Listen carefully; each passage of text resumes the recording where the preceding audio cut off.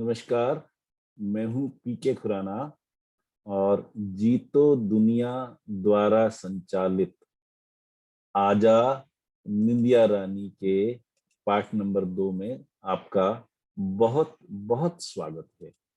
तो हमने कल जो सीखा था वो ये था कि जब नींद नहीं आती तो हमारा शरीर और हमारा दिमाग नेचर से दोहरी लड़ाई लड़ते हैं, रात को सोने से पहले भी और सवेरे जागने के बाद भी।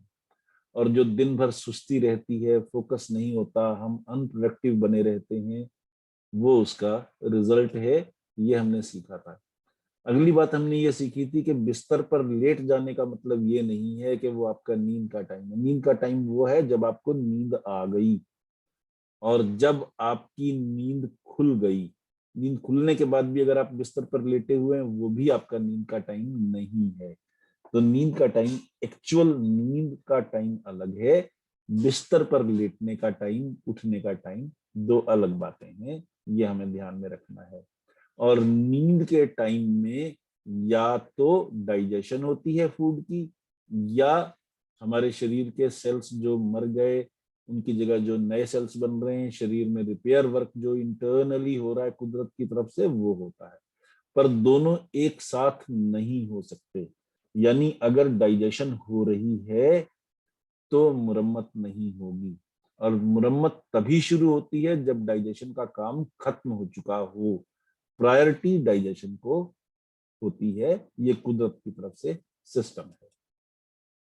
और नींद, भोजन के कारण भी नींद इफेक्ट हो सकती है। अगर आपने बहुत हेवी फूड खाया रात को और देर से खाया तो नींद आने में देर भी हो सकती है।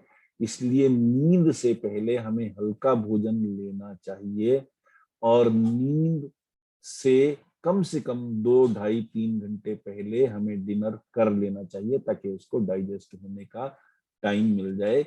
ये हमने कल सीखा था।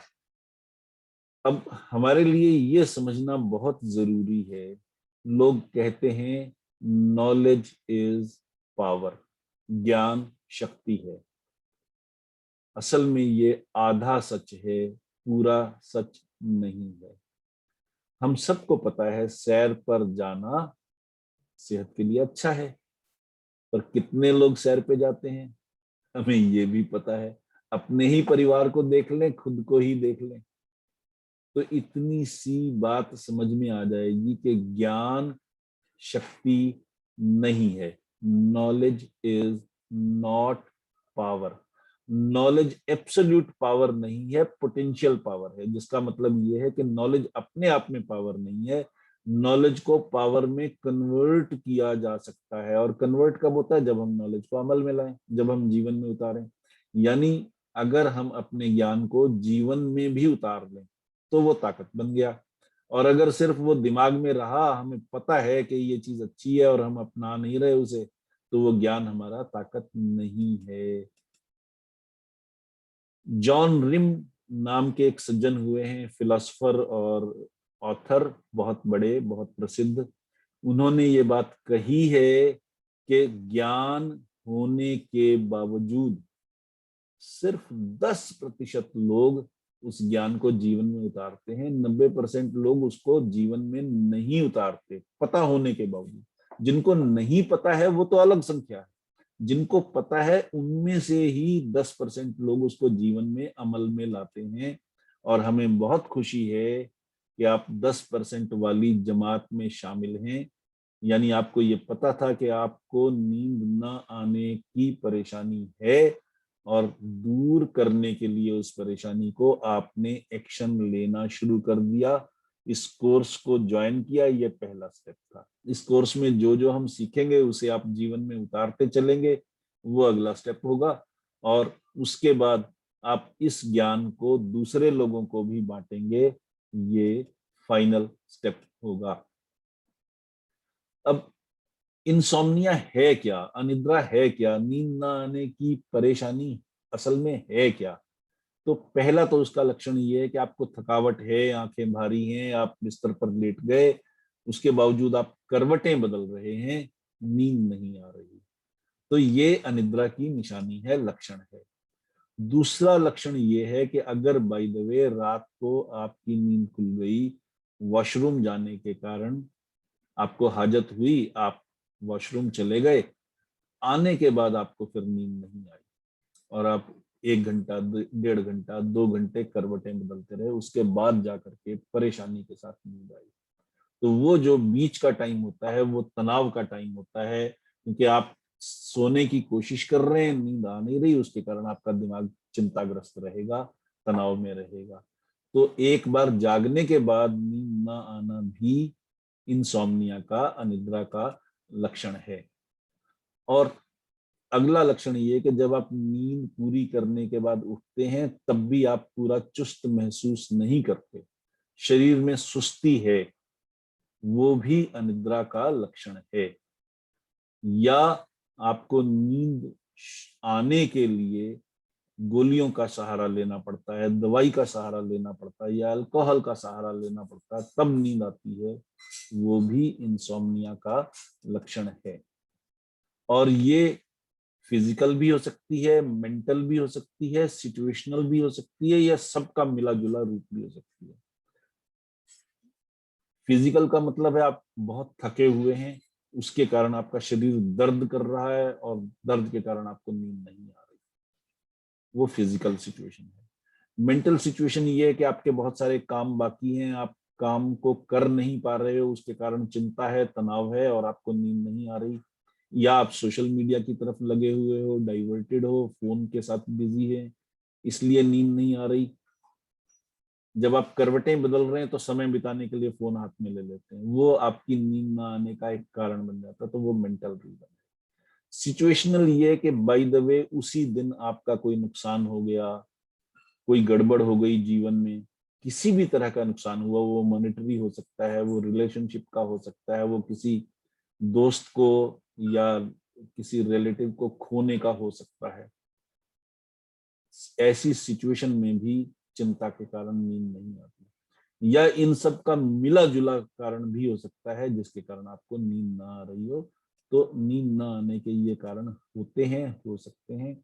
हमने ये समझा है अब तक कि नॉलेज अकेली पावर नहीं है, नॉलेज को, ज्ञान को जब हम अमल में लाते हैं, जीवन में उतारते हैं, तब वो पावर में कन्वर्ट होती है। और अनिद्रा के, इंसोम्निया के लक्षण क्या क्या हैं ये हमने समझने की कोशिश की है अब तक। अब अनिद्रा होती क्यों है, इंसोम्निया होती क्यों है? तो पहला तो उसका कारण वही है कि ऑफिस के और घर के काम में बैलेंस नहीं है। हम घर में भी ऑफिस का काम ले आते हैं और ऑफिस के काम में बिजी रहते हैं, खुद को टाइम नहीं दे पाते, बच्चों को टाइम नहीं दे पाते, परिवार को टाइम नहीं दे पाते। उसके इम्बैलेंस के कारण जो परेशानी होती है वो अनिद्रा का कारण बनती है, बन सकती है। और काम का बढ़ा हुआ समय, हम दिन में काम नहीं कर पाते, खत्म नहीं कर पाते, रीजंस बहुत से हो सकते हैं। चाहे ये कि दिन में हमने फोकस नहीं दिया, चाहे हमें दिन में मीटिंग्स करनी पड़ी, चाहे हमें दिन में ईमेल लिखनी पड़ी, उन चीजों में टाइम लग गया, एडमिनिस्ट्रेटिव काम करने पड़े, उन चीजों में टाइम लग गया, गप्पे मारते रहे, उसमें टाइम वेस्ट कर दिया, सोशल मीडिया पे बिजी रहे, उसमें टाइम वेस्ट कर दिया। कारण कुछ भी हो सकता है, या आपके पास वैसे ही काम ज्यादा है। कोई भी सिचुएशन हो और उसके कारण काम ज्यादा हो और आप काम को घर में भी ला रहे हो, उसके कारण आपको अनिद्रा हो सकती है, उस तनाव के कारण भी आपको अनिद्रा हो सकती है। और हमारा लाइफ अब बहुत फास्ट हो गया है, वो भी अनिद्रा का एक कारण है कि हम एक एक समय, एक एक सेकंड भाग दौड़ में बिता रहे हैं। ट्रेवलिंग टाइम हमारा बढ़ गया, ऑफिस से घर ट्रेवल करते हुए कई लोगों को एक साइड में ही 2-2 घंटे लग जाते हैं। उसके कारण हमारी जिंदगी में परेशानियां बढ़ी हैं, फास्ट लाइफ के कारण परेशानियां बढ़ी हैं, रात को पार्टीज के कारण परेशानियां बढ़ी हैं, इसलिए के बहुत से कारण। और स्मार्टफोन के कारण परेशानियां बढ़ी हैं, टीवी की एडिक्शन के कारण परेशानियां बढ़ी हैं, इंटरनेट के कारण परेशानियां बढ़ी। ये चीज टूल्स हैं, सुविधाएं हैं, पर हमने इन सुविधाओं का दुरुपयोग करके, मिस यूज करके उनको जीवन के लिए नुकसानदेह बना लिया है, वो भी एक कारण है इंसोम्निया का। और अगर हम ऑर्गेनाइज्ड नहीं है, एक काम करने के लिए हमें 50 चीजें ढूंढनी पड़ती हैं, बार बार अपने ड्रॉर में से खोल खोल करके सारी चीजें निकाल करके तब एक चीज हम ढूंढते हैं। कामों की लिस्ट नहीं बनाई, जरूरी काम पहले नहीं करते, दूसरे अनइम्पोर्टेंट कामों में समय बिता देते हैं। जीवन अस्त व्यस्त हो जाता है, व्यस्त होने के बजाय तो उससे तनाव होता है और वो इंसोम्निया का कारण बनता है। ऐसे ही हमारा लाइफस्टाइल गलत है, वो इंसोम्निया का कारण बनता है। हम बहुत ज्यादा लेजी लाइफ बिता रहे हैं, आरामदायक लाइफ बिता रहे हैं, एक्सरसाइज नहीं कर रहे बिल्कुल भी, वो भी इंसोम्निया का कारण बनता है। और ओवर थिंकिंग भी, सोचते ही रहना, किसी डिसीजन पर ना पहुंचना, एक्शन ना लेना, वो भी इंसोम्निया का कारण बनता है। तो अब तक हमने ये सीखा है कि नींद न आने के कारण क्या क्या हैं। जब हमें ये पता हो तो उन कारणों को दूर करना बहुत जरूरी है। अब एक बार फिर थोड़ा सा डिस्कस करेंगे कि नींद जब होती है तो हमारी रिपेयर कैसे होती है। तो हमारे जो दिमाग में सेल हैं वो श्रिंक हो जाते हैं। श्रिंक होने का मतलब ये होता है जो सेलों के बीच का डिस्टेंस है वो बढ़ जाता है। सेलों के बीच का डिस्टेंस बढ़ने से लिक्विड जो उस वक्त हमारा दिमाग रिलीज करता है, केमिकल्स रिलीज करता है, उनको पूरे दिमाग में बह करके फ्लो करके पहुंचने का मौका मिल जाता है। और वो सारे दिमाग में जहां जहां भी वेस्ट मटेरियल है कोई भी, उसको बहा करके बाहर ले जाते हैं। निकलने का रास्ता रात को बन जाता है, हमारा दिमाग क्लियर हो जाता है। नींद के टाइम में हम बहुत सारे साइकिल्स में नींद होती है, हम उसको समझेंगे तो हमें बहुत आसानी होगी। फर्स्ट स्टेप है नींद का, उसका जो फर्स्ट साइकिल है वो ये है कि हम ऊँघते हैं, डोजिंग होती है, हमारी आंखें बंद हो जाती हैं, हमारा सिर झुक जाता है। अगर हम सीट पे बैठे हुए हैं, लेटे हुए हैं तो भी आंखें बंद हो गई, सीट पे बैठे हो, चेयर में बैठे हो तो भी आंखें बंद हो गई, हम ऊँघना शुरू कर देते हैं। वो फर्स्ट स्टेप है। और ऊँघते वक्त अगर हमें कोई जगा दे, हमें तब ये लगता है कि हम नहीं सोए थे, जबकि सामने वाले को ये क्लियरली पता होता है कि एक्चुअली हम ऊँघ रहे थे, हमारी आंखें बंद थी, हमारा सिर झुका हुआ था, हमारा अपने ऊपर कंट्रोल नहीं था। लेकिन हमको खुद को ऐसा महसूस नहीं होता। हमें कोई जगा दे तो हमें लगता है हम जागे ही हुए थे, हमने सिर्फ आंखें खोल ली है, पहले आंखें बंद। ये एक मेंटल इंटरप्रिटेशन होती है ऊँघने के टाइम में, फर्स्ट साइकिल। सेकंड साइकिल में हल्की नींद आती है हमें, उस वक्त लाइट स्लीप का साइकिल है। उसमें भी कोई अगर हमें जरा सा भी टच करे, जगाने की कोशिश करे, हम तुरंत जाग जाते हैं। पर हमें तब ये पता होता है कि हाँ हम सोए थे और हमें किसी ने जगा दिया। हल्की नींद में और डोजिंग में ये फर्क है। उसके बाद थर्ड और फोर्थ साइकिल होता है गहरी नींद का। थर्ड साइकिल से गहरी नींद शुरू होती है, फोर्थ साइकिल में गहरी नींद काफी गहरी होती है। तो थर्ड और फोर्थ साइकिल दोनों डीप स्लीप के साइकिल्स हैं। और उसके बाद फिफ्थ जो साइकिल है उसको हम बोलते हैं REM, रैपिड आई मूवमेंट। यानी हम सपने देख रहे होते हैं, और जब हम सपने देखते हैं तो हमारी आंखें उस सपनों को एंजॉय कर रही होती हैं, आंखें इधर उधर घूम रही होती हैं, वैसे ही जैसे दिन के टाइम में हम किसी चीज को देखते करते हैं। हमारे चेहरे के एक्सप्रेशंस भी वैसे ही आए होते हैं, हमें नहीं पता होता। पर हमारा जो अवचेतन मस्तिष्क है, सबकॉन्शियस माइंड है, वो पूरी तरह से एक्टिव होता है, सपनों को एंजॉय कर रहा होता है, सपने क्रिएट कर रहा होता है, सारी चीजें। तो फिफ्थ जो साइकिल है वो सपनों की दुनिया का साइकिल है। और ये साइकिल नींद के पूरे टाइम में 4 बार से 5 बार रिपीट होता है। सबसे बड़ी बात ये है, यानी लगभग एक जो पूरा पांचों साइकिल्स वाला एक पूरा सिस्टम है वो लगभग 1.5 घंटे में खत्म हो जाता है। और उसके बाद दोबारा फिर फर्स्ट साइकिल से शुरू हो जाता है। इस तरह से 4 या 5 बार ये पूरा साइकिल रिपीट होता है। तो अगर हम देर से सोएंगे तो ये सारे साइकिल रिपीट नहीं हो पाएंगे, और जल्दी जागेंगे तब भी ये सारे साइकिल रिपीट नहीं हो पाएंगे। तो हमने अब तक ये सीखा है कि स्लीप साइकिल का इंपॉर्टेंस क्या है। अगर हम समय से सोएंगे तो हमारे सारे स्लीप के साइकिल कंप्लीट हो चुके होंगे और हमें पूरी चुस्ती मिलेगी। अब इसमें जो सबसे बड़ी समझने वाली चीज है, स्लीप साइकिल को समझने का मतलब ये है कि जो हमारे पांचों साइकिल कंप्लीट होते हैं तब हमारा स्लीप का एक पूरा चक्र कंप्लीट हो जाता है। और जो लास्ट साइकिल है वो चौथा हो या पांचवा हो, मतलब कंप्लीट सर्कल की हम बात कर रहे हैं, साइकिल की बात नहीं कर रहे हैं। तो जब एक सर्कल पूरा कंप्लीट होता है, तो जब सर्कल कंप्लीट हो जाए तब हम अगर उठेंगे तो हम चुस्त हो जाएंगे, हम चुस्त होंगे, हमारी नींद पूरी हो चुकी होगी। लेकिन अगर हम अलार्म से उठे, तो अलार्म को तो नहीं पता है कि चौथा साइकिल चल रहा है कि पांचवा साइकिल चल रहा है कि दूसरा साइकिल चल रहा है। अगर हम अलार्म से उठते हैं, इसका मतलब है हमारे साइकिल चाहे लास्ट वाला भी पूरा कंप्लीट नहीं हुआ तो शरीर में चुस्ती नहीं आएगी। अब इस बात को थोड़ा और गहराई से विस्तार से समझिए। मान लीजिए आपके 4 सर्कल कंप्लीट हो गए, पांचवा सर्कल का फिफ्थ साइकिल यानी लास्ट साइकिल चल रहा है। अब वो साइकिल मान लीजिए 15 मिनट का होना चाहिए था, पर आपने 5 मिनट या 7 मिनट या 10 मिनट कंप्लीट किया, अलार्म बज गया, आप वो साइकिल बीच में टूट गया, आप उठ गए, तो आपका पूरा टाइम वेस्ट हो गया।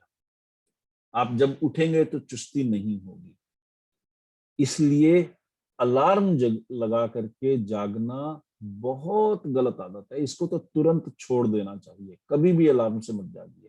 और अगर आपको जल्दी उठना ही हो किसी भी कारण से, मान लीजिए आपने ट्रेन पकड़नी है, फ्लाइट पकड़नी है, ऑफिस जल्दी जाना है, कोई मीटिंग है, whatever is the reason, तो आपको अपने सबकॉन्शियस माइंड को इंस्ट्रक्शन देनी चाहिए सोने से पहले कि मैंने इतने बजे उठना है, इतने बजे उठना है, इतने बजे उठना है। आपकी नींद जरूर खुलेगी, ये पक्की बात है। एक बार नींद खुल जाएगी, उसके बाद आप उठ जाते हैं या नहीं उठते वो आपकी हिम्मत है, लेकिन नींद जरूर खुलेगी अगर आपने सबकॉन्शियस माइंड को ये इंस्ट्रक्शन दी है सोने से पहले तो। इसलिए अलार्म का यूज मत कीजिए, अपने सबकॉन्शियस माइंड को इंस्ट्रक्शन दे करके सोइए अगर आपने पहले उठना। वरना कुछ भी मत कहिए, आप पूरी नींद लेकर के उठेंगे, शरीर चुस्त होगा, ये सबसे बड़ा फायदा होगा। तो अगर आप, अब एक चीज और समझिए इसमें जो और इम्पोर्टेंट है, कि अगर आपका मान लीजिए 4 पूरे सर्कल कंप्लीट हो जाने के बाद शरीर चुस्त हो जाता है और आप उसके बाद भी लेटे रहते हैं, तो नींद भी आ सकती है, आपको हो सकता है नींद आ जाए, लेकिन वो आपकी सुस्ती का कारण बनेगा, चुस्ती का कारण नहीं बनेगा। यानी जरूरत से ज्यादा नींद लेना भी सुस्ती का कारण है, जरूरत से कम नींद लेना भी सुस्ती का कारण है, उससे बचें। तो अब तक हमने जो सीखा है उसको एक बार दोहरा लेते हैं कि इंसोम्निया है क्या। आपको बीच में नींद खुल गई, नींद नहीं आई दोबारा, वो इंसोम्निया है। आप सो नहीं पाते हैं, वो इंसोम्निया है। तो इंसोम्निया क्या है, एक तो हमने उसको समझा। इंसोम्निया के कारण क्या क्या है, स्मार्टफोन है, टीवी है, इंटरनेट है, बढ़ा हुआ टाइम है, इम्बैलेंस है, वो सारी चीजें हैं जिसके कारण इंसोम्निया होता है। और नींद के जो साइकिल होते हैं अगर वो पूरे कंप्लीट हो जाएं, आप पांचवा भी साइकिल कंप्लीट करके, सर्कल कंप्लीट करके उठें, तो आपका शरीर चुस्त होगा। ये उसकी सिग्निफिकेंस है। इसलिए हमें अलार्म से बचना बहुत ज्यादा जरूरी है, ताकि हम पूरी नींद करके चुस्ती से उठें, शरीर को पूरी नींद का एंजॉय करने दें। ये हमारा सेकंड पार्ट भी अब खत्म हो गया। आप हमारे साथ जुड़े, जीतो जूनियर के साथ जुड़े, इसके लिए आपका बहुत बहुत शुक्रिया। मैं हूं आपका ट्रेनर पीके खुराना, और इसके साथ ही मैं आपसे विदा लेता हूं। कल हम तीसरे पाठ में फिर मिलेंगे और इनसोम्निया के दूर करने के कारणों पर कुछ रोशनी डालेंगे। इसके साथ ही अब मैं आपसे विदा लेता हूं। तब तक के लिए खुश रहिए, स्वस्थ रहिए।